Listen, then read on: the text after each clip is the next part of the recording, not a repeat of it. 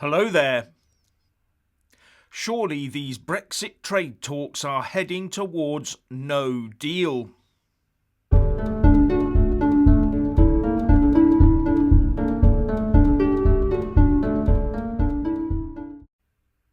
Firstly, please subscribe and like this video to give my channel a boost, and I'm always uploading new content, so please do check back daily. Over the last 5 days, the UK and EU Brexit negotiating teams under David Frost and Michel Barnier respectively have been engaged in the third round of talks on the future UK-EU relationship. And as I said before the talks started, I thought there'd be little progress, and there hasn't been, but it wouldn't have taken a rocket scientist to get that prediction right. Because the two sides are still very far apart in their thinking. And on the UK side, David Frost has issued a statement saying that he regrets that we made very little progress towards agreement on the most significant outstanding issues between us.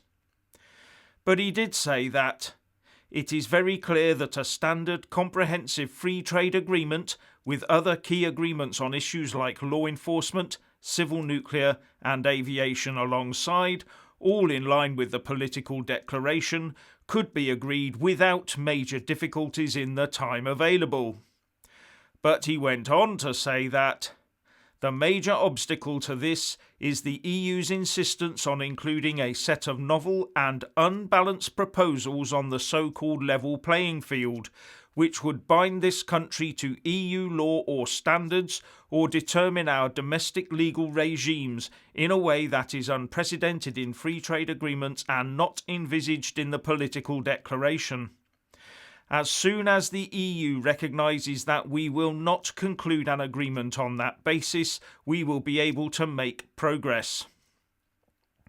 He then went on to talk about fisheries and said that the UK is fully committed to agreeing fishing provisions, but that we cannot agree to arrangements that are manifestly unbalanced and against the interests of the UK fishing industry.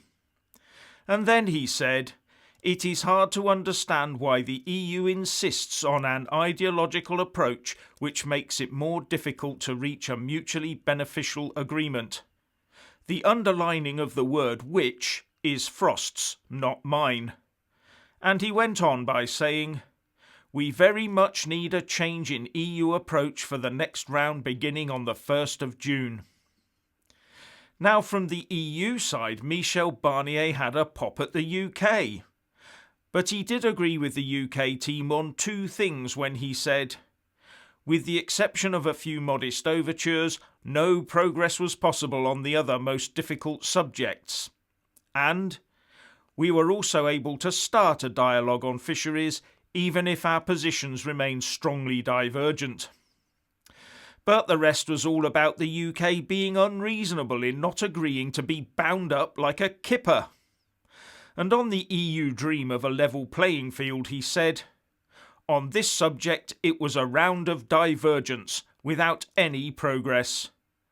I say good, because being confined to a Brussels-controlled straitjacket after all those years of actively and successfully campaigning to leave the EU does not sound like progress to me. He also reported that he was unable to make progress on the EU requirement that we have a single governance framework for our future deal. Once again, I say good, because the EU would almost certainly see that being under the jurisdiction of the ECJ in the final analysis. But the one comment that should not be overlooked was when Barnier said, the very firm position of our member states is that without a level playing field and without an agreement on fisheries, there will be no agreement on our economic and commercial partnership. As well as, we are not going to haggle our European values for the benefit of the British economy. That sounds very much to me like no deal outcome is now highly possible. And I would not expect the UK government to haggle UK values for the benefit of the single market. We've done enough of that over the years already. And in a throwback to the old mantra of they didn't know what they were voting for, Barnier said, "It seems to me that there is a real misunderstanding in the United Kingdom today about the objective and sometimes mechanical consequences of the British choice to leave the single market and the customs union." And he ended this part by telling the UK it needed to change its attitude. To progress in this negotiation, he said, "If it is still the United Kingdom's intention to obtain an agreement with the European Union, the United Kingdom will have to be more realistic, overcome this misunderstanding and, no doubt, change its strategy. You cannot have the best of both worlds." But don't forget that the European Union is desperate for the UK to agree to extend the transition period beyond the 31st of December this year.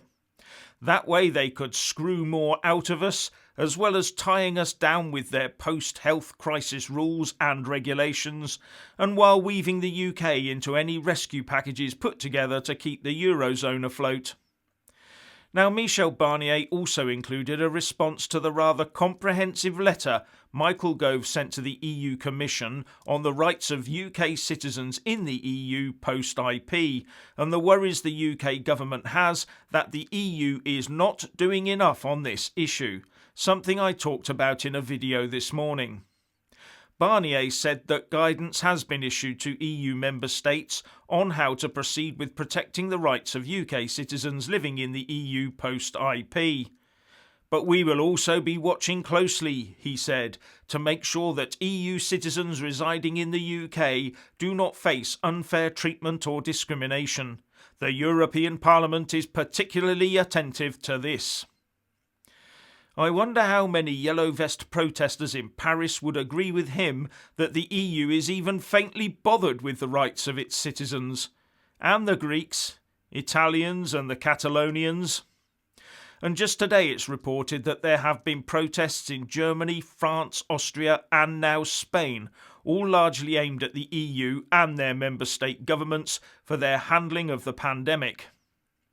And once the icy hand of an economic slump grips them, the protesting voices will only get louder. But back on topic, the UK will not play on an EU so-called level playing field, and the EU won't play unless they can have all our fish. Looks like no deal then. Now, going off on a tangent, the EU Commission has today put in motion two very interesting European Citizens Initiatives. Now, a European Citizens Initiative is a sort of EU-wide referendum system. You start with at least 7 EU citizens from 7 different countries agreeing on a policy they'd like to see initiated. Then they register it. Then if they gain verified support from 1 million people from across at least 7 EU member states within 1 year, then the EU Commission has to look at it and within 6 months spell out what action it will propose in response to your initiative, if any, and its reasons for taking or not taking action. And if the EU Commissioners like it, they will start formulating legislation if any is required. So it's a bit like the UK petition process, but with a more direct route into helping form law. So what are these two proposals? Well, the first one is for an unconditional basic income, or UBI, across the European Union.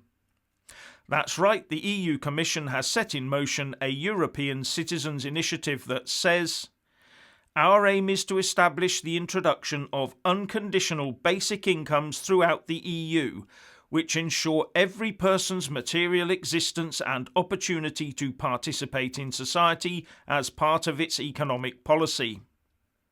Now, the organiser of this is Klaus Sambor, who has, I think, been working on this UBI concept for many years.